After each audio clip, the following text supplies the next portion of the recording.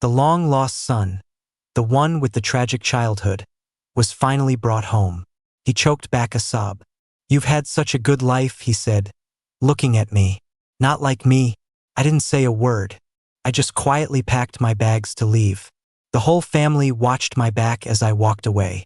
My second brother, Sean, yelled after me, "You walk out that door, you don't ever come back." I never looked back, just walked out alone into the winter cold. Because before spring arrived, I needed to pick out a nice cemetery plot for myself.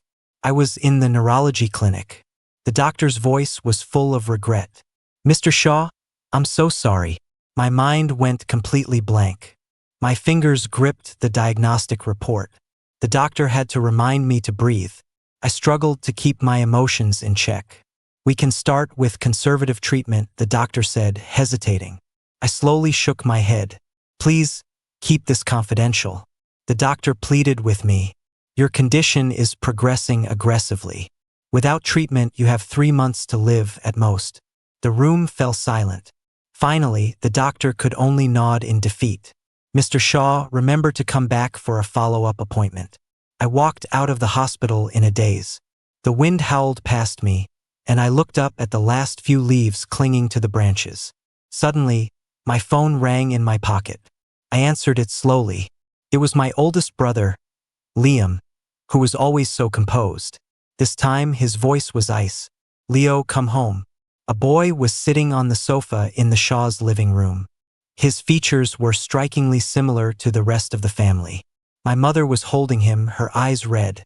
I stood quietly in the doorway. My second brother was the first to see me. Sean looked at me with a smirk that wasn't quite a smile. "Look who's back." I pressed my lips together, my fingers trembling almost imperceptibly. My father saw me and cut right to the chase. "The nurse at the hospital made a mistake back then. He's our real son." I gave a small nod.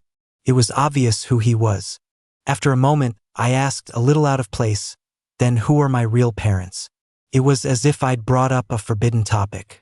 The boy on the sofa lowered his gaze. A hot tear fell onto my mother's hand.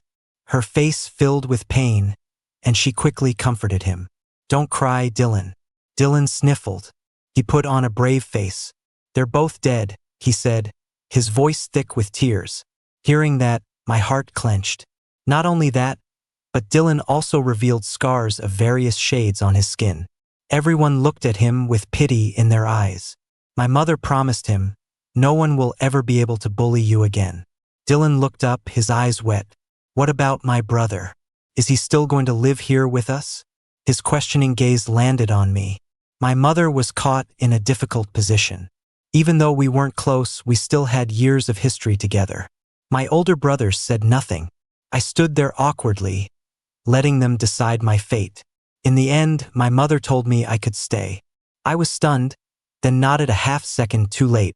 After Dylan arrived, the atmosphere in the house started to feel strange.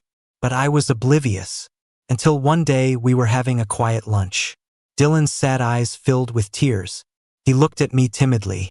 "You're so lucky, Leo. You got to grow up in such a happy family." My hand holding my fork paused. At his words, my father and mother exchanged a look. Quickly, my mother said gently, "Leo, your brother just got here. Why don't you let him have your room?" The reason was simple. My room was the one with the best light in the whole mansion. Before Dylan came, my mother had always called me Star. Now, the distance in her tone couldn't have been clearer. I nodded obediently. "Okay." Seeing how sensible I was, my mother's expression softened. My father coughed pointedly and gave his sons a look. My oldest brother, a true CEO, understood perfectly. Liam nodded. "Whatever you want, Dylan, I'll have it sent over." Dylan gave a shy smile. Then he glanced at me cautiously. "I've never worn designer clothes like the ones my brother has." Sean shot a dismissive look in my direction. He let out a short laugh. "That stuff's worthless. I'll buy you all new clothes." One after another, they chimed in. The family before me was a picture of perfect harmony. It was a warmth I had never known. I was left on the side, eating in silence. The dining room's glass window was clean, reflecting a bare peach tree in the front yard. I lowered my eyes, my thoughts drifting. Will I even live to see it blossom? I went to my room to pack my things. My mother hadn't told me where I was supposed to move. I folded my clothes, my mind elsewhere. A mocking voice came from above me. Feeling a little unbalanced? I ignored him, carefully packing a stage costume instead. Sean hadn't expected to be ignored. His face darkened. I told you, as long as you. A weariness I'd never felt before washed over me. I didn't want to talk. After packing my clothes, I stood up. As I passed Sean, I kept my eyes down. Excuse me. Before I could see the look on his face, Sean's hand clamped around my neck. His grip tightened. My face flushed red as I tried to push him away. Ignoring my struggle, Sean stared at me coldly. Ignoring me? As he spoke, my face went pale. I managed to squeeze out a few words. And no. Sean shoved me away hard. Before leaving, he threw one last sentence over his shoulder. Be at the raceway on Sunday. I fell to the floor, coughing violently. The bedroom door was slammed shut, hiding my pathetic state from view. Soon, a few tears soaked into the carpet. I bit my lip, my eyelashes trembling. The Shaw brothers had doted on me since we were kids, especially Sean. When he spoiled me the most, he would have bought me the stars from the sky if I'd asked for them. Then, somewhere along the way, they suddenly changed. Liam became quiet and withdrawn, starting to avoid any contact with me. Sean grew distant, even leading the charge to isolate me. And so, everyone in the LA socialite scene knew. The youngest son of the Shaw family was out of favor. Anyone who saw me could take a shot at me, and all I could do was endure it in silence. Over time, I stopped wanting to go out. Then, one day, Sean invited me to go sailing for the first time. I was shocked and flattered, but I had a fever and couldn't make it. Over the phone, Sean laughed and said it was no big deal. The next day, the stray cat I had taken in was found hidden in my closet. From then on, I did everything Sean told me to do, because he was a lunatic. My submission only made him worse. Sean got more and more out of control, until one time when he was drunk, he pinned me down on the bed. Terrified, I grabbed the lamp and smashed it over his head. A drop of blood landed on my cheek. My body wouldn't stop shaking. A pair of dark, heavy eyes stared at me. Then he got up and left. For a long time after that, Sean didn't bother me again. Now, the real son was back. For some reason, a bad feeling bloomed in my chest. As it turned out, I wasn't wrong. Sunday was overcast and gloomy. When I got to the raceway, Dylan was there too. He was leaning on Sean's shoulder, acting cute. This bike is so cool, Sean. I glansed over. The exhibition area had several new models on display. The one Dylan had his eye on was a Harley. It had smooth lines and a low-key metallic sheen. Sean didn't say no. He said casually, "It's yours." Dylan covered his mouth in shock. He beamed. "You're the best brother ever." Everyone else chimed in about how generous Sean was. I stood quietly by the entrance. 3 years ago, I had liked a model of a Ducati 1199. Sean had mocked me in front of everyone. "What do you know about it? What are you pretending for? It's just another one of your little tricks to get my attention." At his words, everyone looked at me with contempt.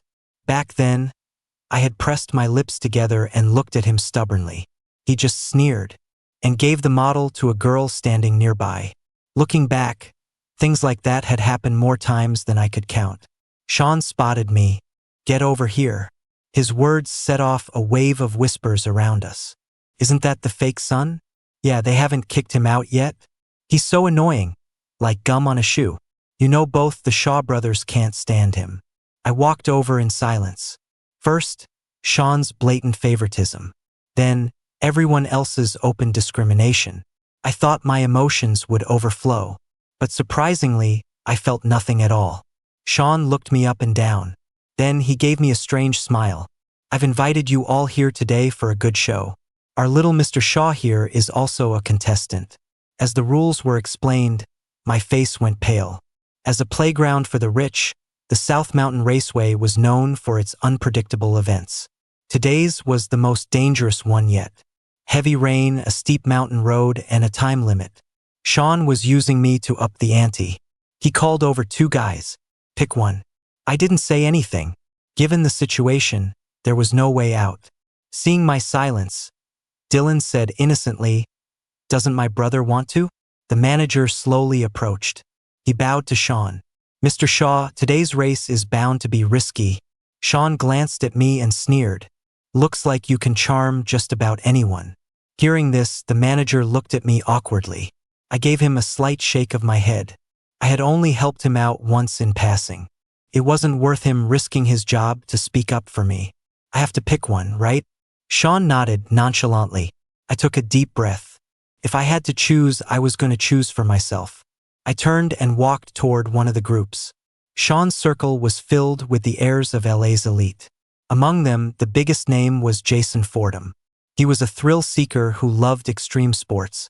When I first came in, I had caught a glimpse of the race roster. His name was right at the top. Even though people said he was cold and never got involved in other people's business, I had to take the chance. The others watched me walk toward Jason. They all gasped. "Is he crazy? That's Jason Fordham. The guy's ruthless." Feeling Sean's cold stare on my back, I forced myself to keep walking. Soon, I was standing in front of the man. His deep-set eyes were hidden behind his helmet.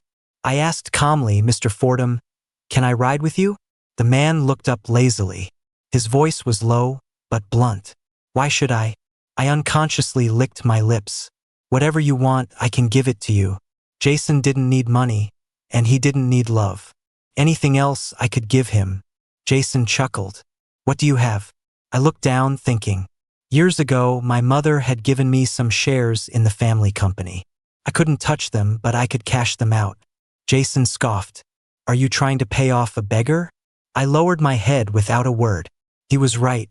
He was a Fordham, after all. He wouldn't care about a dividend of less than $1 million a year. I asked calmly, "What do you want?" Jason's eyes scanned my face. "For the next month, you come whenever I call." The request wasn't unreasonable. Compared to Sean, it was actually quite merciful. I nodded. "Okay." With everyone watching, I got on the back of Jason's bike. The starting whistle was about to blow. The pouring rain hammered against my helmet. The wind whipped past us, the winding mountain road stretching out ahead. All my earlier courage vanished. My hands started to shake. The next second, a large hand grabbed mine. Jason's voice reached me. "Not too close, not too far. If you're scared, hold on tighter. You're not losing out by getting close to me." Hearing that, my mouth fell open. Somehow, the tension in the air seemed to dissipate. I gripped the hem of Jason's jacket. Amid the thunderous roar of engines, the black Ducati shot forward like an arrow. The small racetrack was left far behind. Pulled by the force of gravity, I pressed myself tightly against Jason. The cold wind was shut out. Only the warmth of our bodies felt real. Jason won. The prize was a model of a Ducati V4S. He tossed it to me. "Here." Ignoring the cheers from the crowd, he left alone. I stared at the model in my hands, stunned. I couldn't help but think of the one from 3 years ago. Suddenly, a whining voice broke the silence. "Brother, I want that model." Dylan's eyes were full of greed. Sean's face darkened. He ordered, "Give me the model." If this were the old me, I would have handed it over without a second thought. But things were different now. I was dying. I curved my lips into a slight smile. "No." Hearing my refusal, Sean's expression turned grim. Dylan was indignant. "Didn't you hear what my brother said?" I shot back. "Are his words a royal decree?" Dylan was speechless, his face flushing red. Sean laughed, but there was no humor in it. "Leo, you'd better be dying." I nodded and turned to leave, but I was quickly stopped. The guys Sean brought with him snatched the model from my hands. My breathing grew heavy. "Give it back." Sean walked up to me, a cruel smile on his face. A hand with well-defined knuckles picked up the model. Just as Dylan thought he was about to get it, there was a sudden, loud crash. Expensive fragments littered the ground. Sean smiled coldly. "I never realized you were so good at hitting on men." My eyes widened in disbelief. Sean slowly leaned in, whispering in my ear. "That night 5 years ago, I saw everything. Do you want a repeat?" After what happened at the raceway, Sean backed off for a while. The day I had to move, my mother didn't put me in the storage room. Instead, she gave me the room next to our housekeeper, Mrs. Miller. Her son had gone off to college, leaving the room empty for me. I was lying in the small room, pretending to be asleep, when my phone rang. I picked it up. It was Jenny, a younger girl from my program at the opera. She was sobbing. Eliu, I'm not the lead anymore. I shot up in bed, my breathing ragged. I had trained in classical opera. If things had gone as planned, I would have been shining on stage. But one day, just before graduation, Sean had gotten into a fight at a bar. I was stabbed in the back while protecting him. It wasn't life-threatening, but I could never perform again. Out of guilt, Sean arranged for me to work behind the scenes at the Grandview Opera. That's where I met Jenny. She came from a poor family and lived with her grandmother. Coming from a small town, she had fought tooth and nail to get into the top drama school in LA. Through sheer hard work, she had finally earned the lead role. The performance in 2 weeks was supposed to be her debut. But now, she had just been told she was being replaced. I comforted her. Don't worry. Let me see what's going on first. I waited until Jenny had calmed down before hanging up. I could never stand to see a talented girl's potential wasted, especially one who worked so hard. Pulling myself together, I knocked on Sean's door. It opened quickly. A gloomy face appeared before me. The perfectly fine room had been completely trashed. Blood was trickling from Sean's wrist. I pretended not to see it. Why did the Grandview change the lead? Sean stared at me. Out of nowhere, he said, "Ungrateful wolf." I stayed silent, determined to get an answer. Sean collapsed onto his bed and closed his eyes to rest, his injured hand dangling in the air. I pressed my lips together and left the room. After some searching, I found the first aid kit in the living room. Soon, the smell of antiseptic filled Sean's room. I had tied a little bow with the bandage on his wrist. I rarely asked the Shaws for anything, but now I had no choice but to beg. "Sean, Jenny needs this opportunity." He slowly opened his eyes. He sneered. "For a complete stranger, you're willing to call me brother again." I lowered my gaze. I didn't want to use the injury I got for him as emotional blackmail unless I absolutely had to. After a brief silence, Sean said nonchalantly, "Go ask Liam. He's the one who arranged it." Hearing this, my eyelashes fluttered. Sean watched my expression without a word. I looked up and forced a small smile. "Okay, thanks, Sean." Leaving his room, I fell into a deep silence. The Shaw family were the investors in the Grandview Opera. Liam had the final say, but thinking back to that rainy night 5 years ago, I hesitated.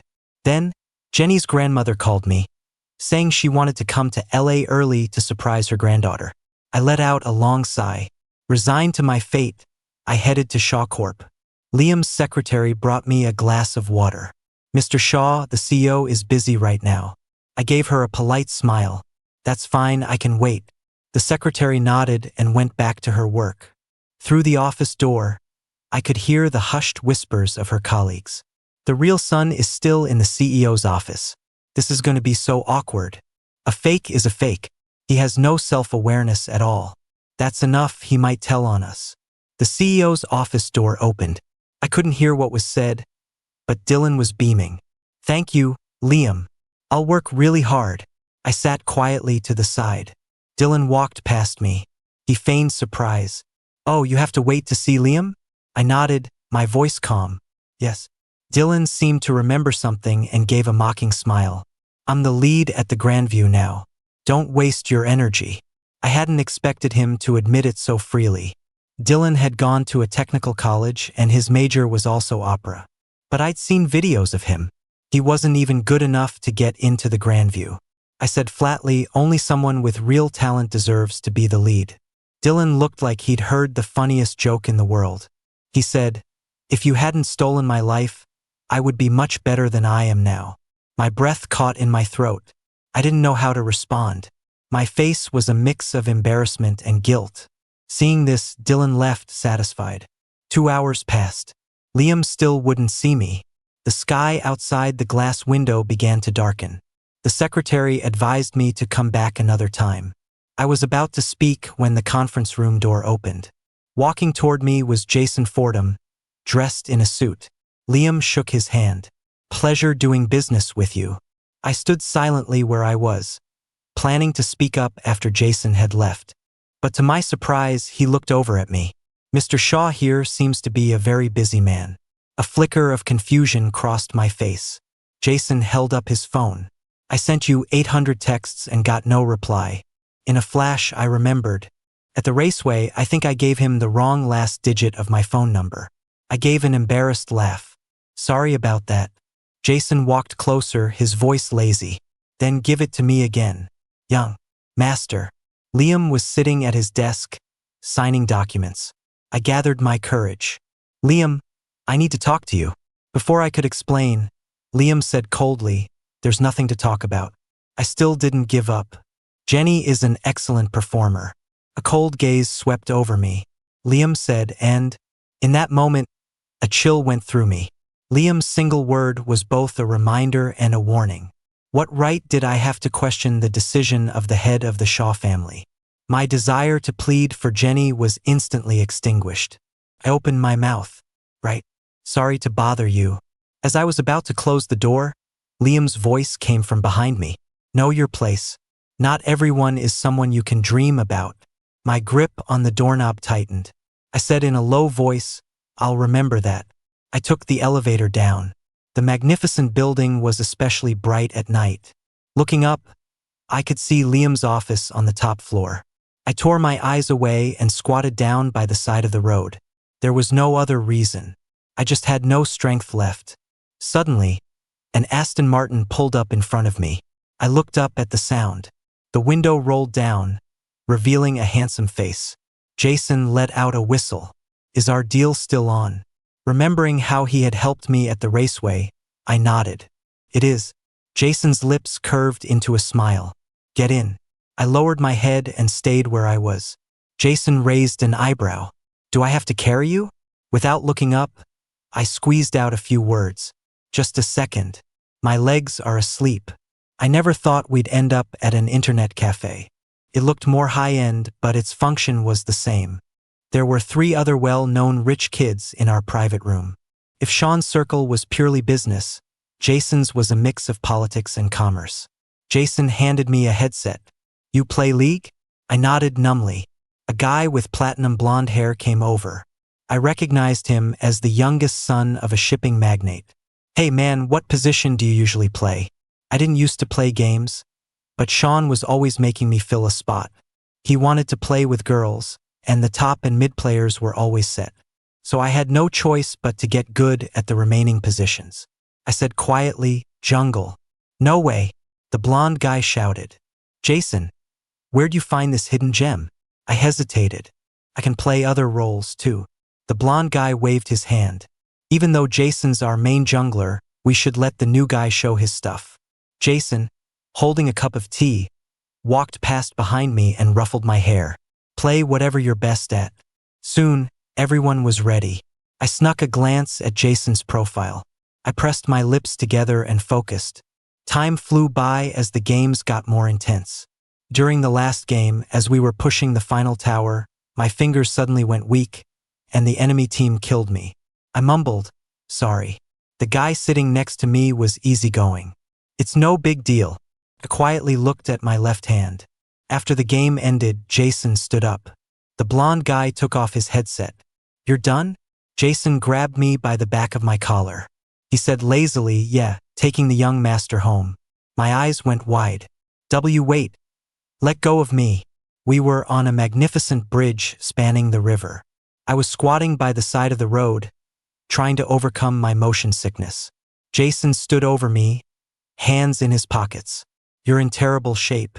I pressed my lips together. Sorry. An invisible chill hung in the air. Under the dim lights, Jason's jawline was sharp and clear. I asked suddenly, have we met before? Jason froze for a moment, then looked down. You remember? I stared at him, bewildered. No, it was just that, for a split second, he had felt very familiar. TCH. Jason said coolly, wait until you actually remember. I looked away and bit my lower lip. His help at the raceway, his attitude, it all started to make sense.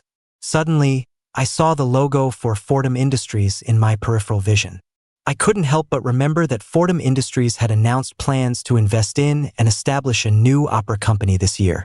I pushed myself up on my knees, but my legs were weak, and I stumbled forward into Jason's chest. A blush spread across my cheeks, and I tried to push him away. Jason wrapped an arm around me, his grip gentle yet firm. Don't force it. The clean, woody scent of his cologne filled my senses. I stood perfectly still and whispered my thanks. Once the feeling returned to my legs, I looked up at him, my eyes serious. Let's make a deal. I had saved up a good amount of money over the years. Whether it was an investment or pulling strings, Jenny's professional skill was the real deal. It was a good bet no matter how you looked at it. Jason stared at me. He asked, "Is it worth it?" In a corner no one else saw, I was giving everything I had just to pave the way for someone else. I looked out at the churning river in the distance. A small smile touched my lips. It is.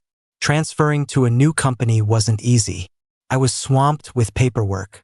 A week later, Jenny was officially part of the opera company under Fordham Industries. She called me, crying with joy. "Leo, thank you." I kept my tone light and made sure to encourage her. Gold shines wherever it is. You have to believe in yourself. Winter was the main promotional season for all the major opera houses. Jenny's arrival made the Fordham company shine even brighter. Among a flood of videos shot by audience members, Jenny broke through and became a top trending topic online.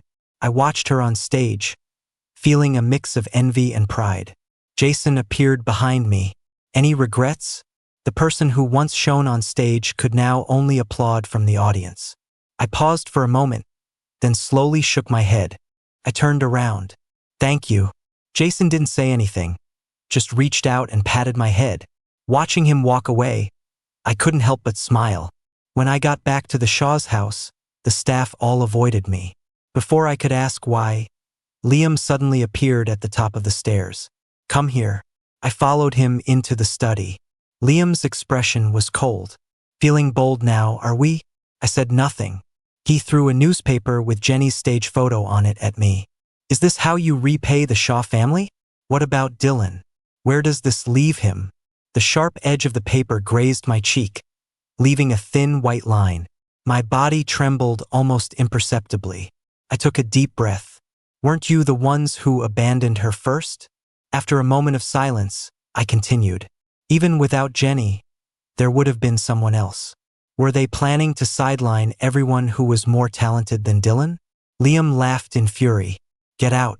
Before I could leave the room, a voice came from behind me. "According to the house rules, you know your punishment." I bit my lip. "I know." When I got to the living room, a maid asked me to go upstairs. Through a crack in the door, I could hear Dylan's voice. "You're the best, Sean. You're the best brother in the whole world." Seeing me, Dylan enthusiastically linked his arm with mine. He pointed to the clothes hanging in the room, a triumphant smile on his face.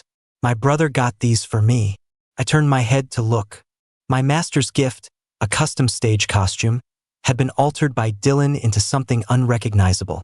My eyes widened in disbelief. "That's mine." I shoved Dylan away and tried to take the costume down. Sean grabbed my hand. He looked down at me. "It's just a piece of clothing." The sudden emotional swing made my chest heave. Before I could speak, Sean threw my hand aside. "It was all stolen property anyway. Now it's just being returned to its rightful owner." His words left my mind completely blank. Dylan, who I had pushed aside, had tears in his eyes. "It's all my fault. I didn't know you cared about this costume so much." The commotion brought Liam to the room. His face was dark as he snapped. "That's enough. Get out of here now." I pressed my lips together and walked out of the house without another word. The temperature plummeted on the winter night. I knelt in the courtyard. Beneath my knees was a hard gravel path. I don't know how much time passed. The sound of a car engine came from outside the mansion. My father and mother were home. They walked past me, then continued on without a second glance. Watching the warm, happy scene unfold not far away, The last faint glimmer of hope in my heart finally died. I was surrounded by biting cold. My lips were white from the freezing temperature. Suddenly, my phone vibrated in my pocket. "We need a fourth. You in?" I opened my mouth, my voice weak. "Jason." When I opened my eyes again, I was in a white hospital room. A few moments later, the door opened. As Jason walked closer, I could see the weariness on his face. I felt a pang of guilt. "Sorry to trouble you again." Jason didn't answer. Rage flickered in his eyes. I couldn't stop coughing. "Can you help me?" Thinking of the Shaw's indifference, I couldn't help but smile bitterly. "I don't want to go back." Jason was silent for a moment. Then he said, "I'll send someone to get your things. Just make a list." I shook my head gently. "You don't have to." Being out of favor for years had taught me to be prepared. I didn't have many things, and I had barely touched the allowance the Shaws gave me. I asked quietly, "Can you help me with the paperwork to return the shares?" "I can." Jason agreed instantly. "After it's all done, you have to answer a few questions for me." Looking into his deep eyes, I smiled. "Okay." Jason worked quickly and decisively. In less than half a day, the news that I had left the Shaw family was everywhere. Liam and Sean showed up at the hospital. Their faces were grim. Sean was the first to speak. "Can you stop being so dramatic? Running away, faking an illness. If you've got the guts, why don't you just go die?" For some reason, an overwhelming fatigue washed over me. I laughed at myself, my voice very soft. "If I leave, isn't that what you want? I will die. You don't have to be in such a hurry." Sean was about to say something else when a nurse came in and interrupted him. "What are you two doing? The patient needs to rest." Sean sneered. "Tell me what's wrong with him." The nurse gave him a strange look. "Who are you?" Liam stopped the agitated Sean. "His brothers." The nurse couldn't help but scold them. "And you call yourselves family? This patient has been sick for a long time. LS isn't that hard to spot, is it?" At her words, both brothers froze. Sean smashed a cup on the floor. "I don't believe it." I closed my eyes and let out a long sigh. "That's enough. I don't want to fight with you anymore." I turned to the silent Liam. "Brother, I've taken the fall for you for so many years. Aren't you going to explain?" That rainy night 5 years ago, Liam had come to my room. His hot breath tickled my ear. Stop pretending to be asleep." My eyelashes trembled, and I slowly opened my eyes. Liam's lips pressed against the side of my neck. I pushed him away in fear. "Don't." Sean, who had been hiding in the closet, saw everything. Right or wrong, he was convinced that I had been the one to send the signals first. But he was the one who had always been there for me. Furious, Sean got into a fight with Liam. To avoid being gossiped about, Liam went along with Sean's version of the story. From then on, both brothers' feelings toward me became complicated. They ignored me while deliberately creating difficulties for me, as if that could wash away their own guilt. But I was the real victim. My face was etched with weariness. "Get out. I don't want to see you." Sean's expression was complex. He still wanted to speak. I looked straight at him. "Didn't you say I'd be better off dead?" A flicker of confusion crossed Sean's eyes. Seeing his expression, I found it truly ironic. I lowered my head and said to myself, "I never should have taken that knife for you." As the words left my mouth, Sean swayed on his feet. His face was filled with guilt. Liam was silent, his lips moving as if to say I'm sorry. I gave a small laugh. "Your wish came true. I really am dying." Hearing this, both brothers' faces went white. My voice was even and steady. "Stay away from me. I hate you." Jason appeared in the doorway holding my medical chart. My body stiffened. It looked like Jason knew everything. I guiltily turned my head away. "You said you'd answer my questions." Jason asked, "What are your plans now?" I tilted my head, thinking, and answered honestly, "I guess it's up to fate. Modern medicine can't cure ALS. When the time was right, I would probably choose to leave this world on my own terms." Jason didn't speak. He took out a file. "Take a look at this first." I took the folder from him. The moment I opened it, I froze. It was information about my biological parents. It turned out they weren't the terrible people Dylan had described.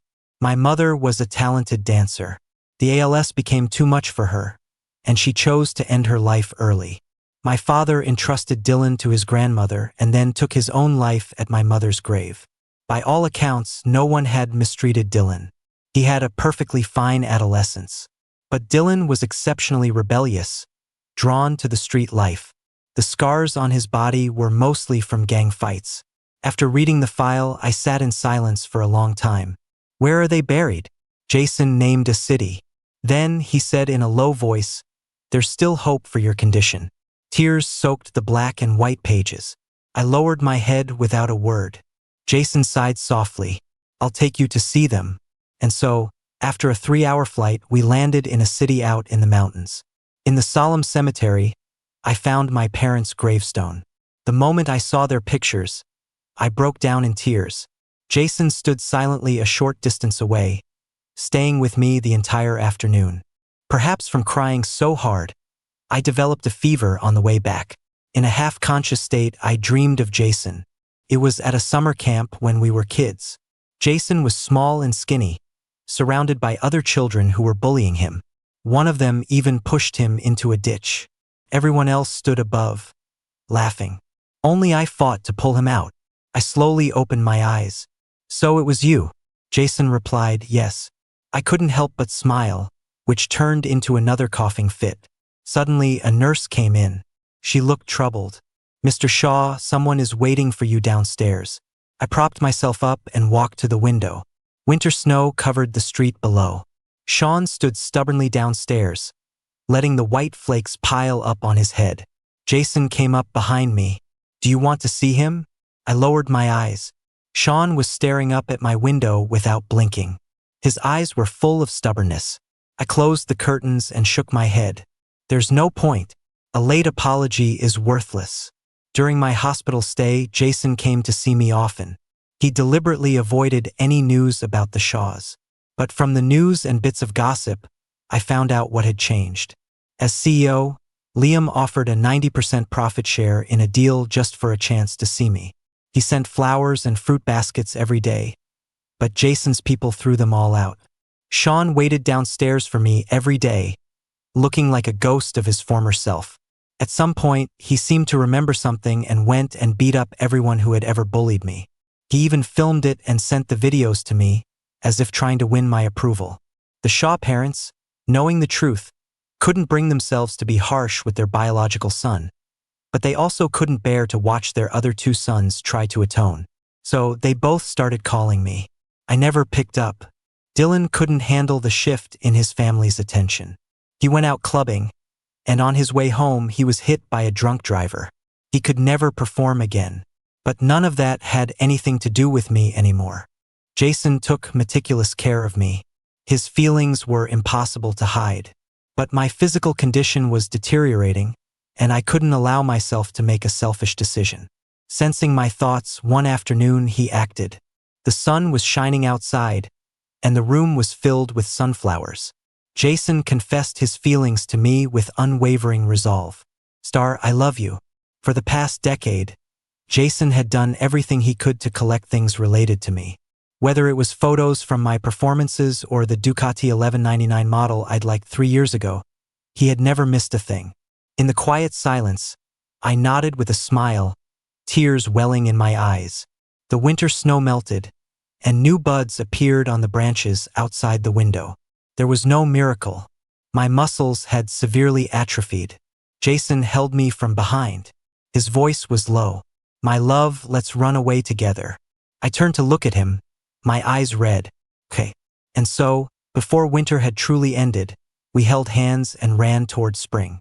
We watched the scenery at the Sala de Uyuni in Bolivia, strolled through Barcelona, and saw fireworks in Paris. The brilliant fireworks faded in an instant. I lay in Jason's arms. "I'm so happy I met you.